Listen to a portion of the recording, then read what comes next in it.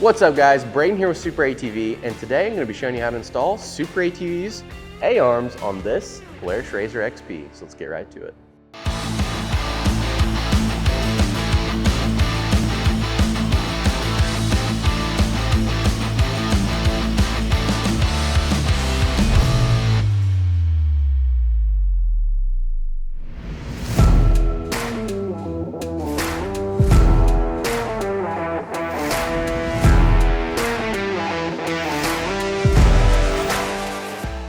So our machine already has a set of SuperATV A-arms on it, but the removal is going to be very similar to what the OE arms would, minus the brake lines.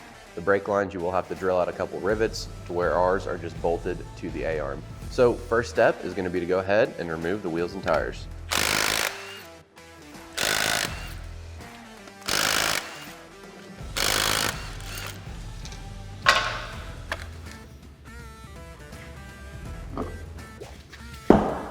Go ahead and remove your cotter pin. I like to just take a pair of side cuts, bend it up, and grab it on the opposite side, and just use the side cuts to kind of leverage it out. We're going to remove our castle nut. It's going to be a 30mm socket.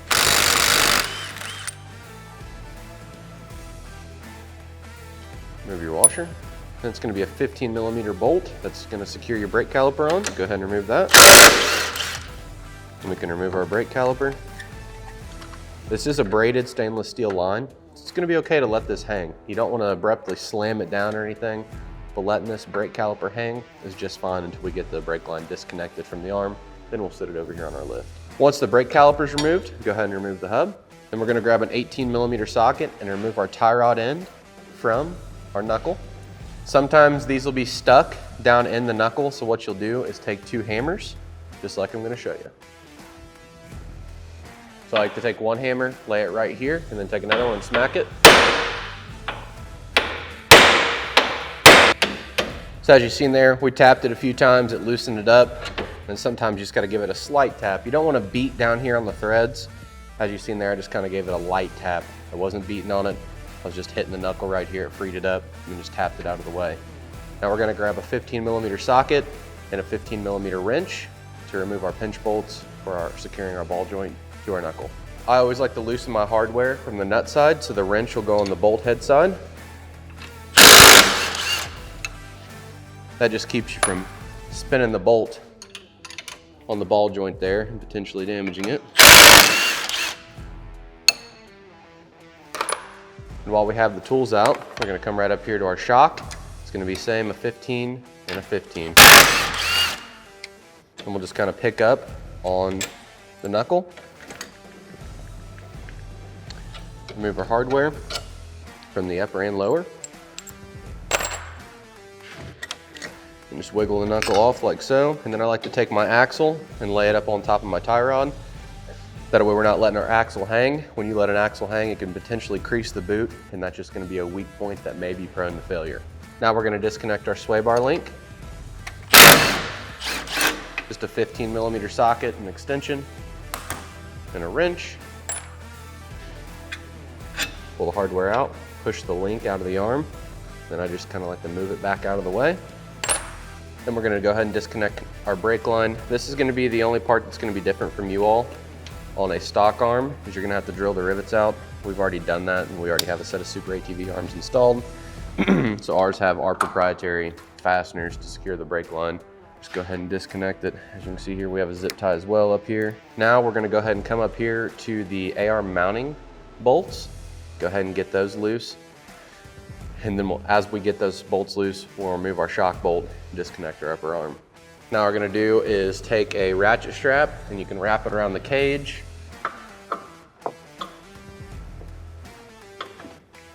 Just like so. Bring this strap down. I'm gonna pick up on my arm, remove my shock bolt, allow the arm to lay down. Take my ratchet strap and strap my shock up out of the way. You can use a bungee cord, whatever you have in your shop, just to get this shock up out of the way. It's just gonna make it easier to gain access to our A-arm mounting hardware. So now that that's up out of the way, we're gonna go ahead and remove the upper shock bolts.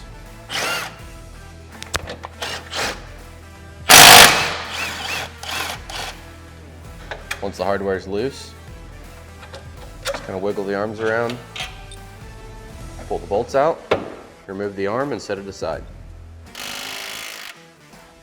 Same thing down here on the lower hardware. Go ahead and remove it. Then just remove your bolts. And then your lower arm. So we ordered our A-arms pre-installed with ball joints and bushings ready to go. You can do this on our website, or you can use your existing ball joints and bushings, but now's the right time to go ahead and upgrade. We have a full line of ball joints on there, different options that can come pre-installed so your arm's ready to go when you receive it.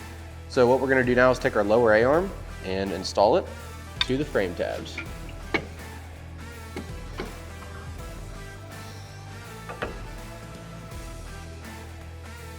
So sometimes you'll have to take a dead blow. Just kind of tap the arm into position.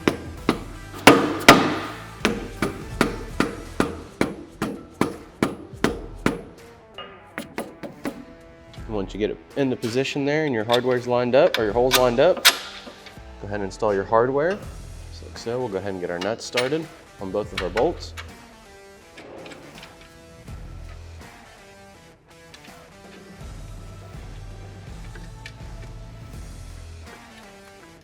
Now we're going to grab our upper arm, install it as well.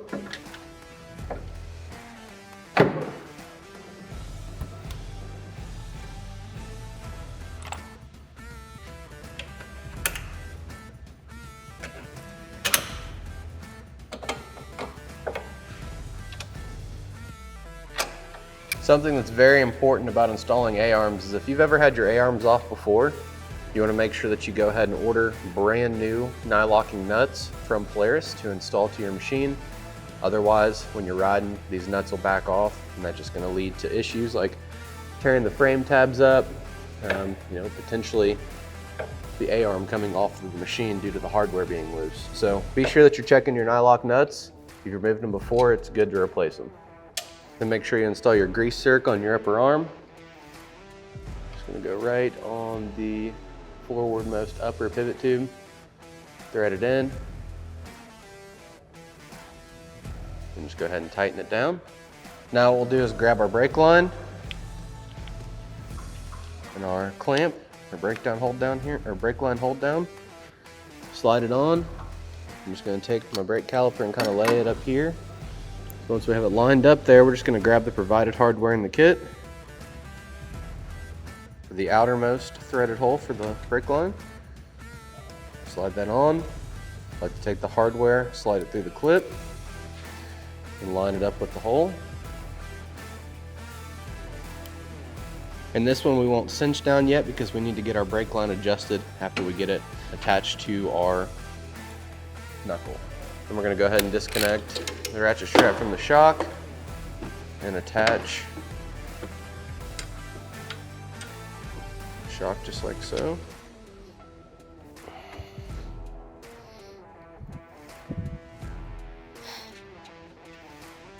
And we're going to grab our sway bar link, connect it.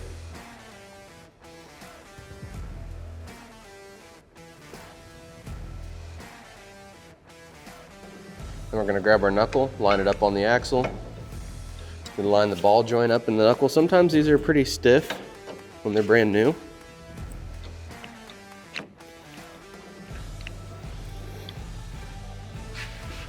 What I like to do is just make sure that they're straight, give them a few taps, and we'll pop our hardware in.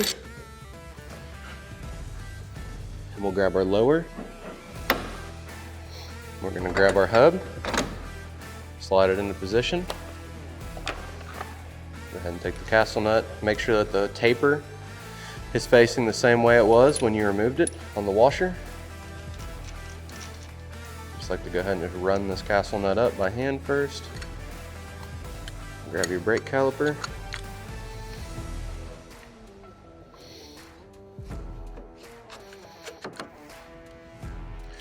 And this is why we left the brake line loose, so we can adjust it back to where it needs to be. Go ahead and grab our 15mm bolts for our brake caliper.